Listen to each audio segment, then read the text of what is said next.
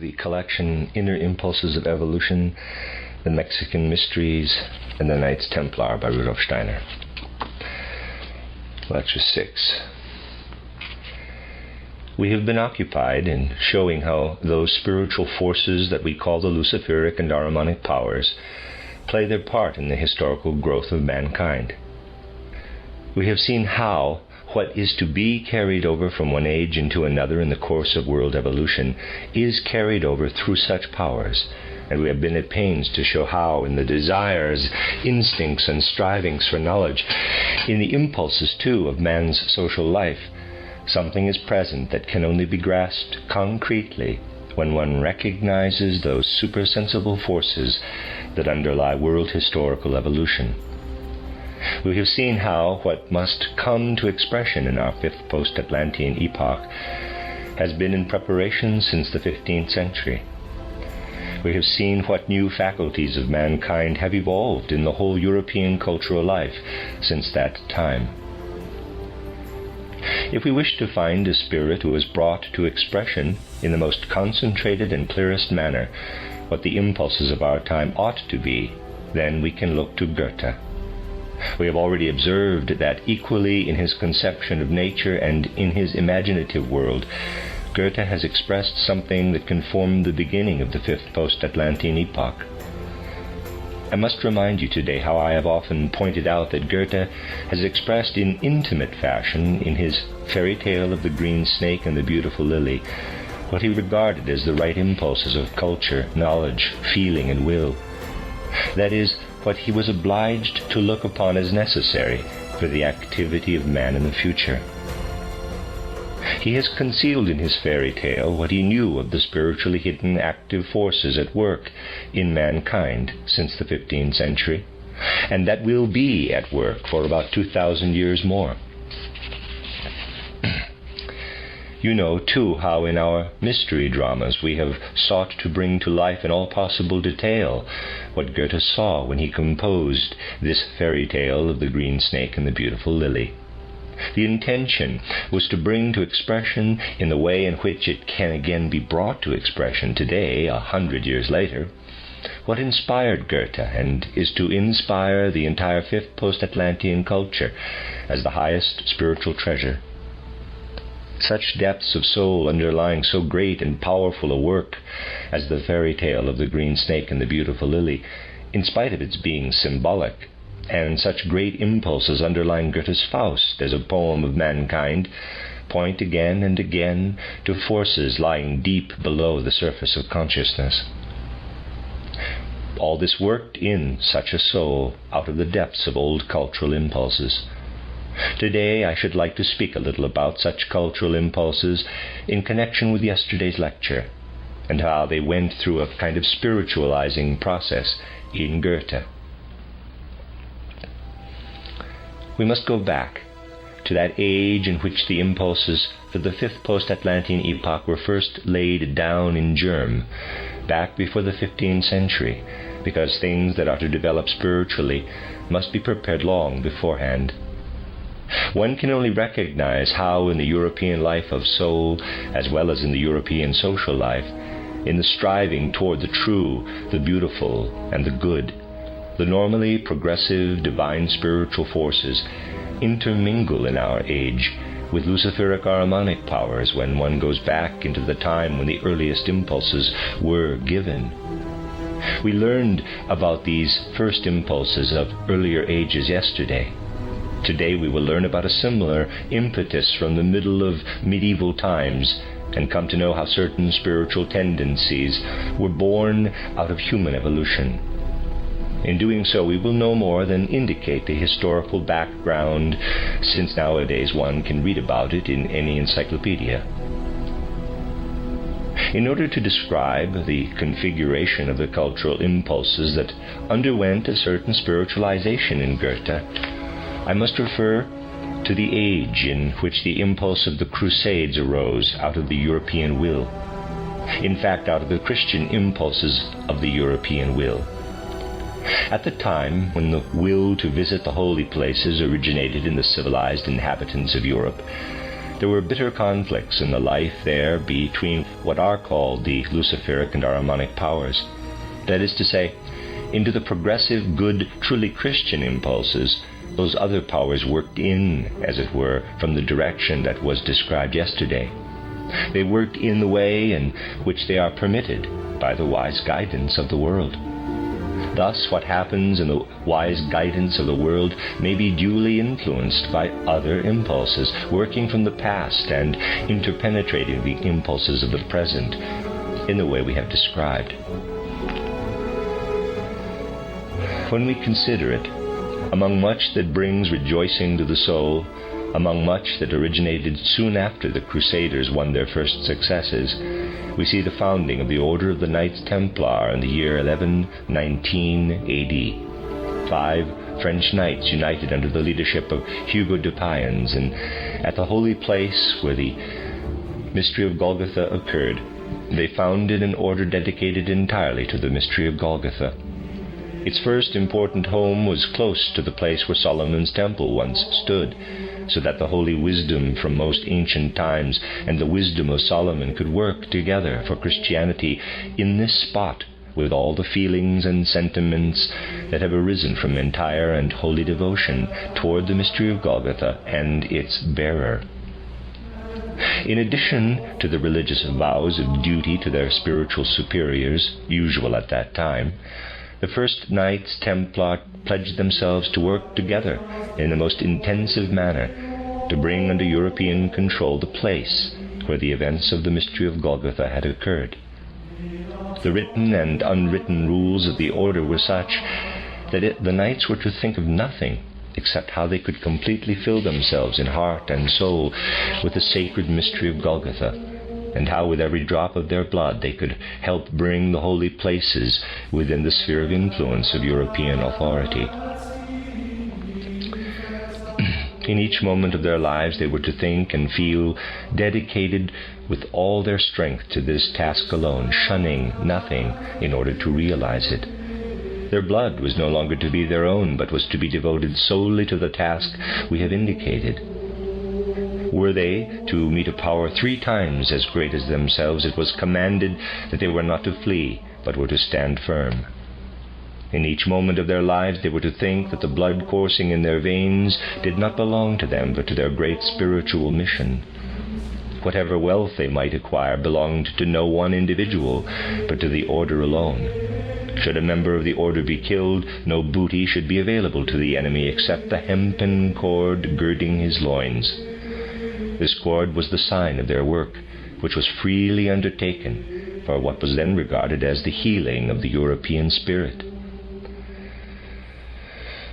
A great and mighty task was set, less to thought than to deep feeling, which aimed at strengthening the soul life as individual and personal, with the intention that it might be entirely absorbed in the progressive stream of Christian evolution. This was the star, as it were, that was to shine before the Knights Templar in all that they thought, felt, and understood.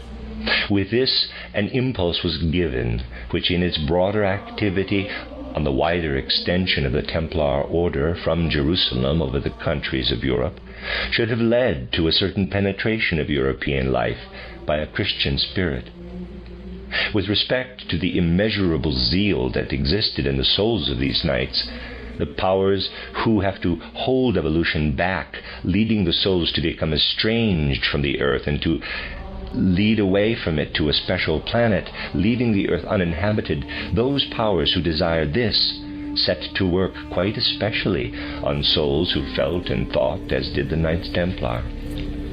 They desired to devote themselves entirely to the spirit, and could easily be attacked by those forces that wished to carry away the spiritual from the earth. These forces do not want the spiritual to be spread over the earth, to permeate earth existence. Indeed, the danger is always at hand that souls may become estranged from the earth, become earth-weary, and that earthly humanity may become mechanized. There we have a powerfully aspiring spiritual life that we can assume will easily be approached by the Luciferic temptation. A foothold is here given it. Then We also have, however, at the same time as the spread of the Templar order over the various countries of Europe, the possibility of a sharp intrusion of Ahrimanic powers in Western Europe. At the close of the 13th and the beginning of the 14th century, when the Templar order, not the individual knights, but the order, had attained great prestige and wealth through its activity and had spread over Western Europe, we have a human personality ruling the West who can actually be said to have experienced in his soul a kind of inspiration through the moral or the immoral power of gold. He was a man who could definitely use for his inspiration the wisdom materialized from gold. Recollect the fairy tale of the green snake and the beautiful lily, in which the golden king became the representative of wisdom. Since spiritual forces also exist in the various substances, which are always only Maya, with spiritual forces standing behind that the materialist cannot perceive, it is absolutely possible for gold to become an inspirer. A highly gifted personality, Philip the Fair, who was equipped with an extraordinary degree of cunning and the most evil Ahrimanic wisdom, had access to this inspiration through gold. Philip IV, who reigned in France from 1285 to 1314, can really be said to have had a genius for avarice. He felt the instinctive urge to recognize nothing else in the world but what can be paid for with gold, and he was willing to concede power over gold to none but himself. He wished to bring forcibly under his control all the power that can be exercised through gold. This grew in him to be the immense passion that has become famous in history. When Pope Boniface forbade the French clergy to pay taxes to the state, this fact in itself not very important, led Philip to make a law forbidding anyone to take gold and silver out of France. All of it was to remain there, such was his will, and only he was to have control of it. One might say that this was his idiosyncrasy. He sought to keep gold and silver for himself, and gave a debased currency to his subjects and others. Uproar and resentment among the people could not prevent him from carrying out this policy, so that when he made a last attempt to mix as little gold and silver as possible in the coinage, he had to flee, on the occasion of a popular riot, to the temple of the Knights Templar. Driven to do so by his own severe regulations, he had had his treasures deposited for safety with them. He was astounded to see how quickly the knights calmed the popular uprising. At the same time he was filled with fear, because he had seen how great was the moral power of the knights over the people, and how little he who was only inspired by gold availed against them. The knights, too, had by this time acquired rich treasure and were immensely wealthy, but according to their rules they were obliged to place all the riches of the order in the service of spiritual activity and creative work. When a passion is so strong as avarice was in Philip the Fair, it presses out strong forces from the soul that have a great influence on the unfolding of the will toward other men. To the nation Philip counted for little, but he meant much to those who were his vassals, and these constituted a great host. He also understood how to use his power. As Pope Boniface had once opposed his will to make the clergy in France pay as much as possible, Philip hatched a plot against him. Boniface was freed of his followers, but he died of grief soon after. This was at the time when Philip undertook to bring the entire church completely under his control, thereby making church officials mere bondsmen of the kingly power in which gold ruled. He thereupon caused the removal of the Pope to Avignon, which marked the beginning of what is often known in history as the Babylonian captivity of the papacy. This lasted from the year 1309 to 1377. Pope Clement V, former Bishop of Bordeaux, resided in Avignon and was a tool completely in the hands of Philip. Gradually, under the working of Philip's powerful will, he had reached the point of having no longer a will of his own, but used his ecclesiastical power only to serve Philip, carrying out all he desired. Philip was filled with a passionate desire to make himself master of all the then available wealth.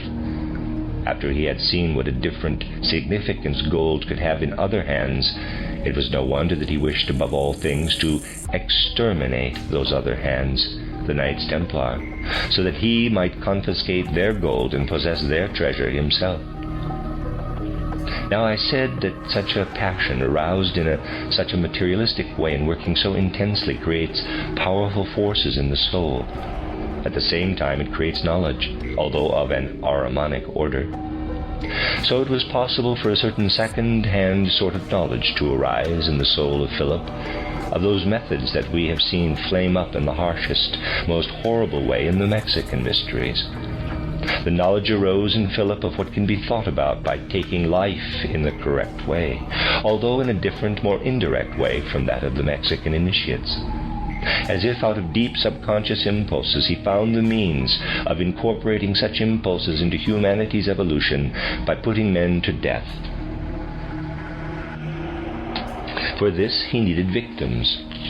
In a quite remarkable way, this devilish instinct of Philip's harmonized with what developed of necessity in the bosom of the knights, resulting from the dedication of their lives to the things I have indicated. Naturally, where something great and noble arises, as it did among the Knights Templar, much that does not belong, perhaps even immorality, becomes attached to that greatness and nobleness. There were, of course, knights who could be reproached for all sorts of things, that shall not be denied, but there was nothing of this kind in the spirit of the foundation of the order, for what the knights had accomplished for Jerusalem stood first, and then what could be accomplished for the Christianizing of the whole of European culture. Gradually the knights spread out in highly influential societies over England, France, Spain, part of Italy, and Central Europe. They spread everywhere. In each single knight was developed to the highest degree this complete penetration of the soul with the feeling and experience of the mystery of Golgotha and of all that is connected with the Christian impulse. The force of this union with the Christ was strong and intensive. He was a true Knight Templar who no longer knew anything of himself, but when he felt, he let the Christ feel in him. When he thought, he let the Christ think in him. When he was filled with enthusiasm, he let the Christ in him be enthusiastic. They were perhaps few in whom this ideal had worked a complete transformation, a metamorphosis of the soul life, and who had really often brought the soul out of the body and enabled it to live in the spiritual world. But in respect of the entire order, they were, for all that, a considerable number. Something quite remarkable and powerful had thus entered into the circle of the Templar order, without their having known the rules of the Christian initiation, other than through sacrificial service. At first in the Crusades, then in the spiritual work in Europe, their souls were so inspired by intense devotion to the Christian impulse and the mystery of Golgotha that consequently many knights experienced a Christian initiation. We have before us the following world historical event. On the world historical basis of the experience of a number of men, the Christian initiation, which is to say the perception of those spiritual worlds that are accessible to men through Christian initiation, arises from the fundamental depths of human development. Such events always call forth opposing forces, which indeed in those times were abundantly at hand. What thus enters the world is not only loved, it is also excessively hated. In Philip, however, there was less hatred than the desire to rid the world of such a society and to filch from it the treasure that had flowed abundantly to it and that was used only in the service of the Spirit.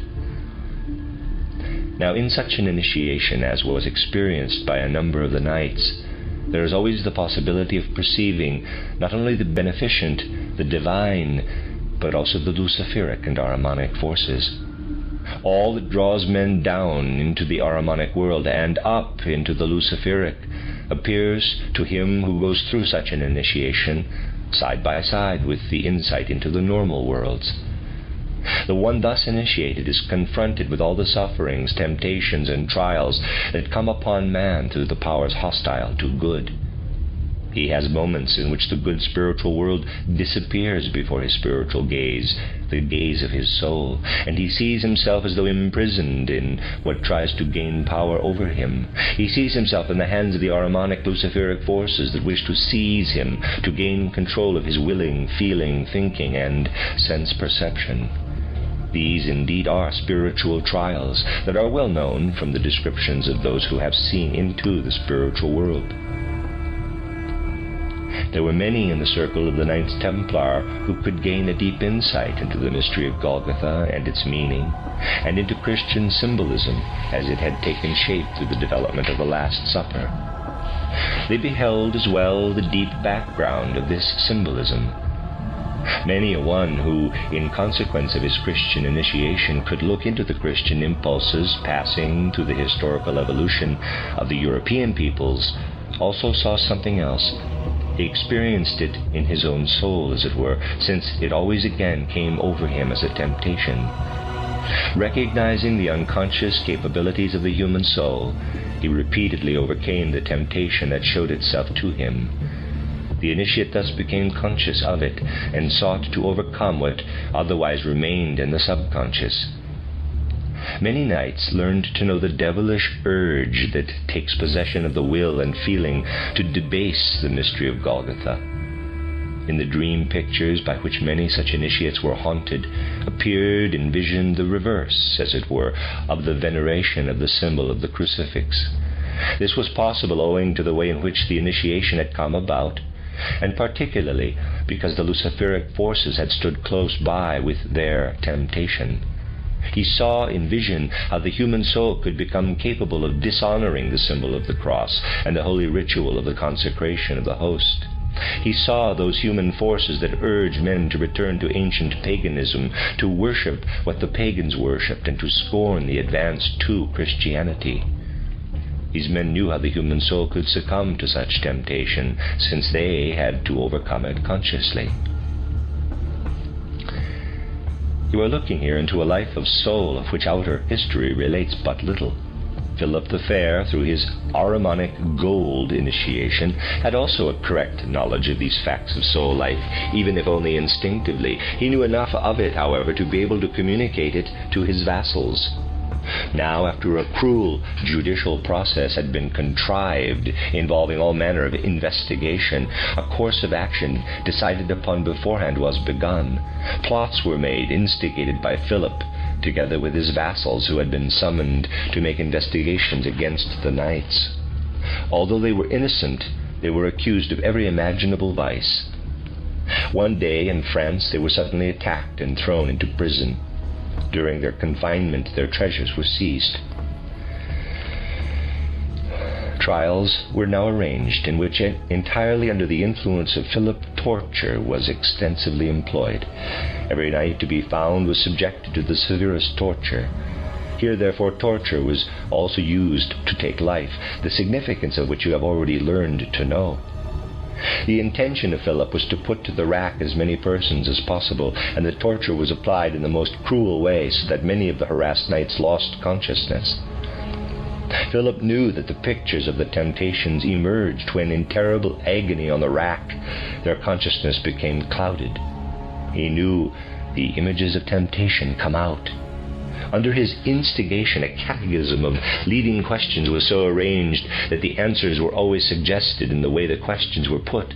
The knights' answers were, of course, given out of a consciousness dulled by the torture. They were asked, quote, "Have you denied the host and refrained from speaking the words of consecration?" unquote. In their clouded consciousness, the knights acknowledged these things. The powers opposing the good spoke out of their vision, and whereas in their conscious life they brought the deepest reverence to the symbol of the cross and the crucifix, they now accused themselves of spitting upon it. They accused themselves of the most dreadful crimes which normally lived in their subconscious as temptations. So, from the admissions made by the tortured knights, The story was fabricated that they had worshipped an idol instead of Christ, an idol of a human head with luminous eyes, that on their admittance to the order they were subjected to repulsive sexual procedures of the vilest nature, that they did not conduct the transubstantiation in the right way, that they committed the worst sexual offenses, that even on their admittance to the order they forswore the mystery of Golgotha. The catechizing had been so well organized that even the Grand Master of the Order had been tortured into making these subconscious avowals. It is one of the saddest chapters of human history, but one that can only be understood if one sees clearly that behind the veil of what is related by history stand active forces, and that human life is truly a battlefield. Because of lack of time, I will omit all that might be said further on this subject, but it would be easy to show how there is every ostensible reason for condemning the Knights Templar. Many stood by their avowals, many fled, the majority were condemned, and as stated, even the Grand Master Jacques de Molay was forced under torture to speak in the way described. Thus it came about that Philip the Fair, Philip IV of France, was able to succeed in convincing his vassal, Pope Clement V, it was not difficult, that the knights had committed the most shameful crimes, that they were the most unchristian heretics. All this the Pope sanctioned with his benediction, and the order of the Templar was dissolved. 54 knights, including Jacques de Molay, were burned at the stake. Shortly afterward, in other European countries, in England, Spain, then right into Central Europe and Italy, action was also taken against them. Thus we see how the interpretation of the mystery of Golgotha and its influence penetrated into the midst of European evolution through the order of the Templar. In a deeper sense, however, these things must be looked upon as determined by a certain necessity. Humanity was not yet ripe to receive the impulse of wisdom, beauty, and strength in the way the knights described. Besides, it was determined on grounds we have yet to learn, grounds that lie in the whole spiritual development of Europe, that the spiritual world was not to be attained in the way in which the Templars entered it. It would have been gained too quickly, which is the Luciferic way. We actually behold here a most important twofold attack of the forces of Lucifer and Ahriman. Lucifer urging the knights on, driving them into their misfortune, and Ahriman working actively through the inspiration of Philip the Fair. We see here a significant twofold attack effected in world history. But what lived and worked in the Knights Templar could not be eradicated. Spiritual life cannot be rooted out. It lives and works on further. With the knights, notably with the 54 who had been burned at the stake through the agency of Philip, many a soul was certainly drawn up into the spiritual world who would still have done much work on the earth in the spirit of the Templar order, and who would also have attracted pupils to work in the same spirit. But it had to turn out differently. In the spiritual world, these souls lived through those experiences they had undergone in the most terrible agonies that were brought about under the influence of the visionary avowals extorted through torture.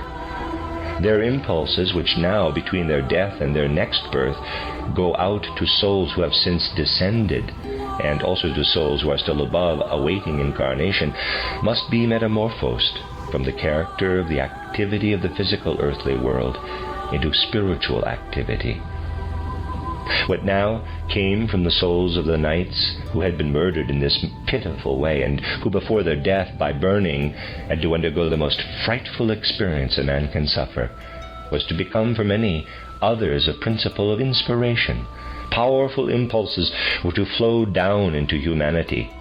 We can prove this in the case of many human souls. Today, however, we will keep more to the sphere of knowledge and intellect, as we have done also in the other examples given in recent days. Inspiration from the cosmic knowledge of the Knights Templar, this was always given. The fact that ultimately people came to look on the Templars as heretics after they had been burned to death is not to be wondered at, nor is it to be wondered at that people also believed they had committed all sorts of infamous crimes.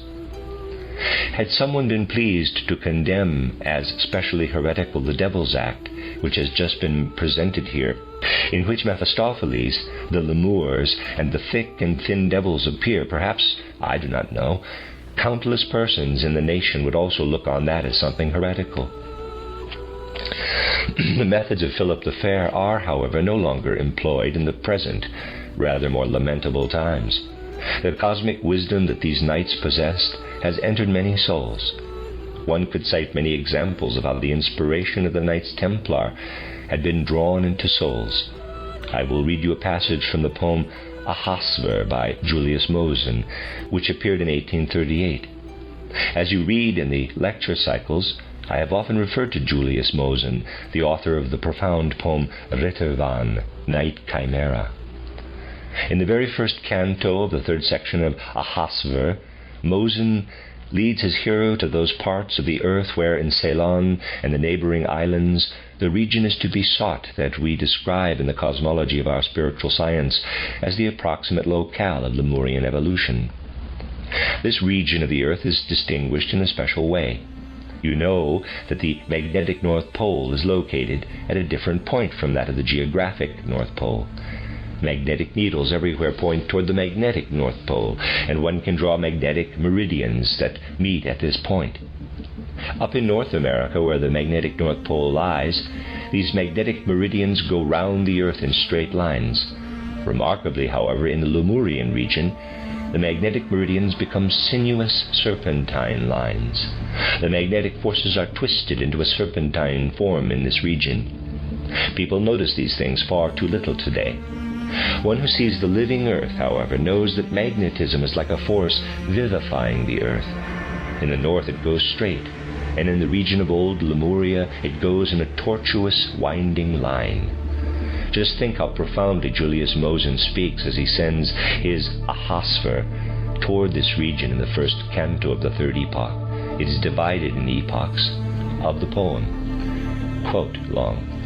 In line direct and straight from southern pole takes the magnetic line its chosen course, when suddenly it twines in serpent curve there before India and its neighbor isles, before the dungeon where in deepest woe sits the eternal mother ever bound. In circle form the line drew back its length, and twining, swift and secret on itself, with a single plunge in swirling vortex fell. There the Great Spirit in a first embrace held a poor spouse, and from their ardent fire sprang the earth demons instantly to life, when thus the first creation came to naught. The great, the nameless Spirit in his wrath stamped down the bridal couch beneath the sea. End quote. So it goes on. We see inspiration emerge with wonderfully intuitive knowledge. The wisdom lives on that could only enter the world amid sufferings, tortures, persecutions, and the most frightful offenses. Nevertheless, it lives on in spiritualized form. When we seek the most beautiful spiritualizations of this wisdom that has entered the development of Europe, as we have described, then we find one precisely in all that would work and live in the powerful imaginations of Goethe. Goethe knew the secret of the Templars. Not without purpose has he used gold, as he has done in his fairy tale of the green snake and the beautiful lily, in which he made the snake consume the gold and then sacrifice itself. By this deed the gold is wrested from the powers with which Goethe truly knew it must not be allowed to remain. Gold, naturally everything is also meant here, of which gold is a real symbol. Read once more the fairy tale of the green snake and the beautiful lily, and try to feel how Goethe knew the secret of gold, how through the way in which he lets gold flow through the fairy tale, he's looking back into earlier times. May I perhaps add here the personal confession that when, for the first time in the 80s of the last century, I faced the question of the gold in Goethe's fairy tale, the meaning of the story emerged for me through the development of the gold in it. Through the way in which Goethe lets gold flow through this fairy tale, he shows how he looks back into the time in which wisdom, for which gold also stands, hence the golden king of wisdom, was exposed to such persecutions as those described. Now he sought to show past, present, and future. Goethe saw instinctively into the future of Eastern European civilization. He could see how unjustifiable is the way in which the problem of sin and death worked there. If we wished to designate, not quite inappropriately perhaps, the nationality of the man who was then led to the temple and the beautiful lily, who appears at first as without vigor, as if crippled, then, from what we have had to say recently about the culture of the East and of Russia, you will not consider it unreasonable to deem this man to be a Russian. In so doing, you will almost certainly follow the line of Goethe's instinct. The secret of European evolution in the fifth post-Atlantean epoch lies concealed within this fairy tale, just as truly as Goethe was able to conceal it in his Faust, especially in the second part, as we know from his own statement. It is clearly to be seen in Goethe, we have already shown it in various respects, later it can be shown in others, that he begins to regard the world and to feel himself in it, in accord with the fundamental demand of the fifth post-Atlantean epoch. In Goethe we have a true continuation of the life of the Knights Templar, but as I have said, in a spiritualized way. Thus Goetheanism, however, will only be able to enter slowly and gradually into human understanding. I have already shown in certain respects how the impulse for everything of a spiritually scientific nature lies in Goetheanism.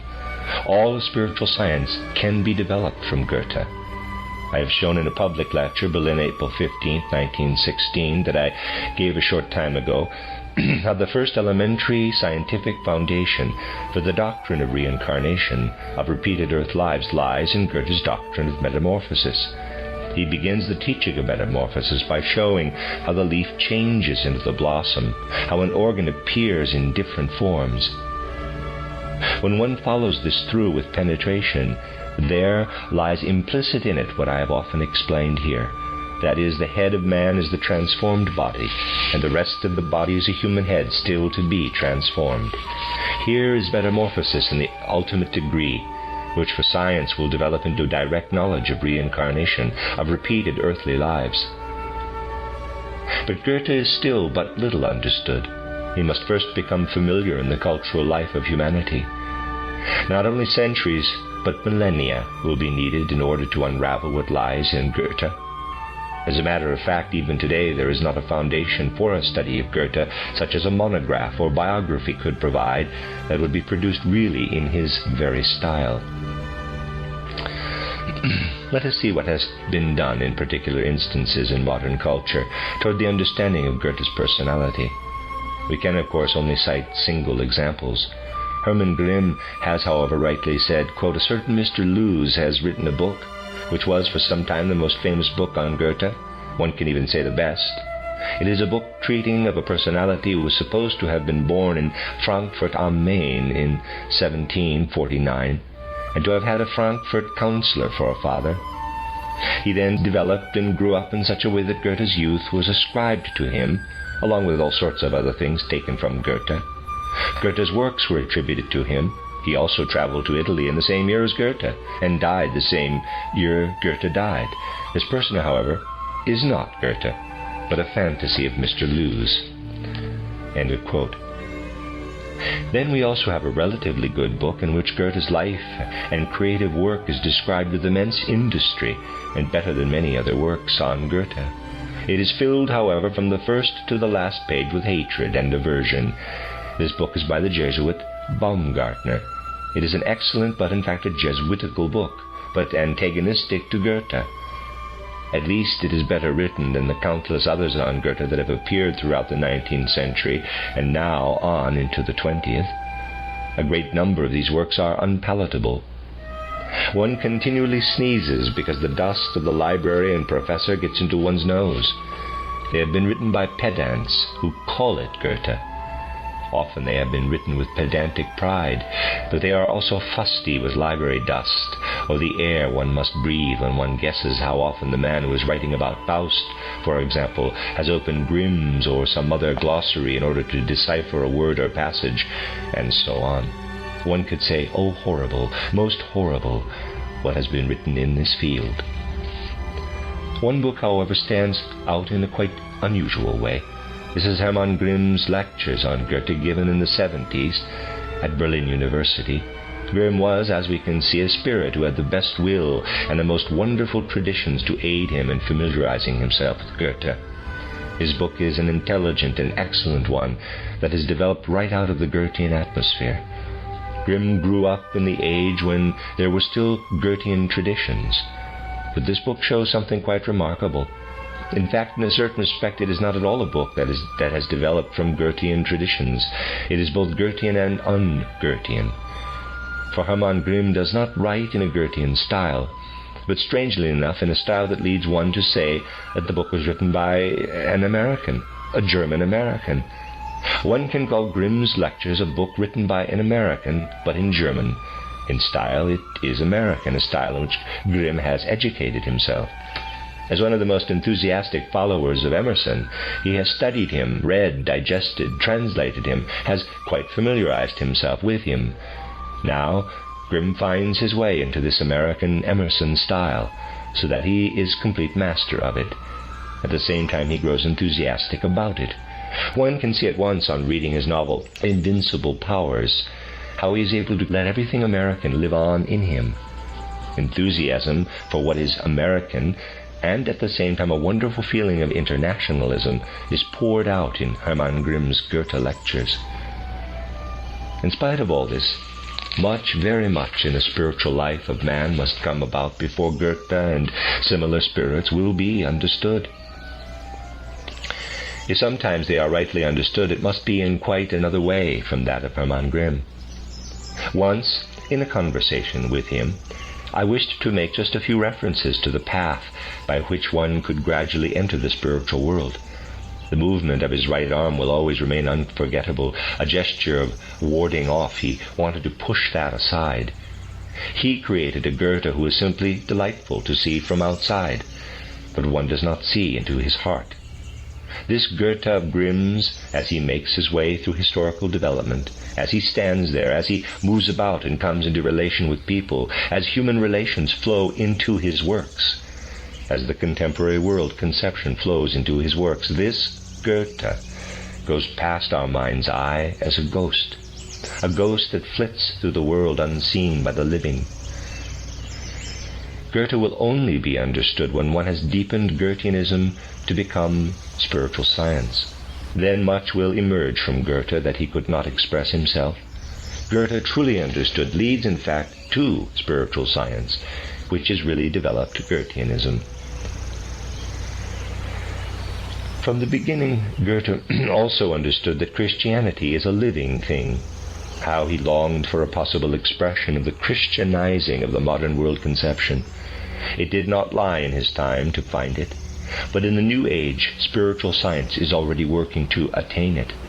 Let us take his poem, The Mysteries, Die Geheimnisse, in which Brother Mark is guided to the temple where the rose cross is on the door. Let us look at the whole picture. We shall see that the Christian mood is in this fragment, quote, the mysteries, unquote, the mood born of the feeling that the symbol of the cross becomes a picture of life through the living roses entwining it. Then, too, Goethe lets his Faust end with a Christian conception. He spoke of it to Eckermann in his old age. A time will come when, in a much more active, intense sense, one will connect with Christianity, the thoughts that ring through the conclusion of Faust, although Goethe, who was inwardly modest in such things, was far from doing so himself. He was in reality on the way that he made his brother Mark take, to the cross encircled with roses. In this lies ultimately all that is to flow from such wisdom as was striven for by the Knights Templar.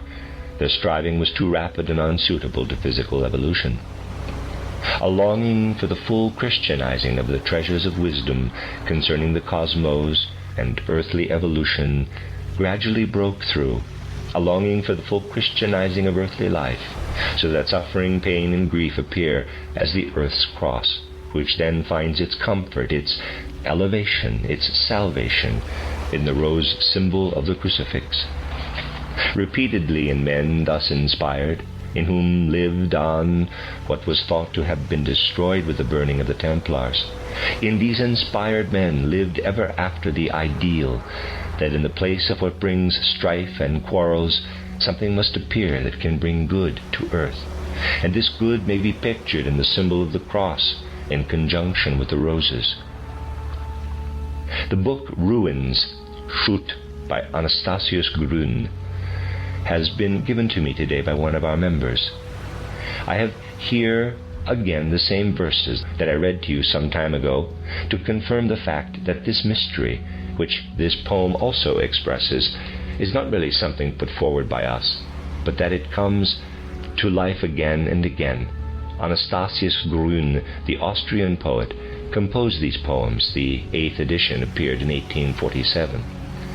In his own manner he wrote of the progress of mankind, and I will read again today the passage I read years ago as proof of the role played by the image of the rose cross in evolving humanity, that is, among those who are incarnated in the new age. Anastasius Grün turns his gaze toward Palestine and other regions after having described how much confused fighting and quarreling has been spread over the earth. After he has seen described much that causes fighting and strife, he who is a great seer in a certain way turns to a region of the earth that he describes thus. I cannot read all of it, as it would take too long, but one's eyes first turned to a part of the earth where the plowshare is used. Quote, "As children once were digging in a meadow, they brought a shapeless thing of iron to light. It seemed too straight, too heavy for a sickle. For plough it was too slender and too slight. With toil they dragged it home as new-found treasure. The elders see it, yet they know it not. They call the neighbors round within the circle. The neighbors see it, yet they know it not. There is an ancient greybeard, wan and sallow, whose lifetime lingers on like tale forgot into the present world of busy dealing. They show it to him, but he knows it not. Well for them all that they have never known it, else must they weep, and still must be deplored the folly of their fathers long since buried, for what was known by no one was a sword. Henceforth it shall but cleave the earth as plowshare, shall point the seed-corn's path into the ground. The sword's new hero deeds are paeoned when sun-filled airs with song of lark resound. Once more it came to pass that in his ploughing the farmer struck what seemed a piece of stone, and as his spade unloosed the earthy covers, a structure of a wondrous shape was shown. He calls the neighbors round within the circle. They look at it, but still they know it not. Thou wise and aged one, thou'lt surely tell us. The greybeard looks at it, yet knows it not." End quote. Thus, in ploughing, something was dug up, and even the aged man does not recognize it. Continue quote. "Though known to none, yet with its ancient blessing, eternal in their breast it stands upright, scatters its seed around in every roadway. A cross it was, the stranger to their sight. They saw the fight not and its blood-stained symbol. They see alone the victory and the crown. They saw the storm not and the lashing tempest. They only see the rainbow's glistening shine." End quote. The cross will always be known, even in a region where it was already buried and drawn out of the earth as a cross of stone, where civilization has so withdrawn that an unchristian culture has developed. There Anastasius Grün wishes to say a cross is found, and men know it in their inmost breasts, even though the oldest among them fails to recognize it through tradition. Quote again, "Though known to none, yet with its ancient blessing, eternal in their breast it stands upright, scatters its seed around on every roadway. A cross it was, this stranger to their sight. They saw the fight not and its blood-stained symbol. They see alone the victory and the crown. They see the storm not and the lashing tempest. They only see the rainbow's glistening shine. The cross of stone they set up in the garden, a venerable relic, strange and old. Flowers of all species lift their growth above it, while roses, climbing high, the cross enfold." So stands the cross weighty with solemn meaning, on Golgotha amidst resplendent sheen. Long since 'tis hidden by its wealth of roses, no more for roses can the cross be seen. Unquote. But it is there. There is the cross. There are the roses. One only learns the meaning of history when one turns one's gaze to what lives in the spiritual and pervades human evolution, when, too, one will turn one's attention to what shows us under what auspices, under what insignia things enter world history. I think that one can feel the deeper connection between what we have characterized for later times and what has been characterized in the ideal of the Knights Templar and their fate in the world at the beginning of the 14th century.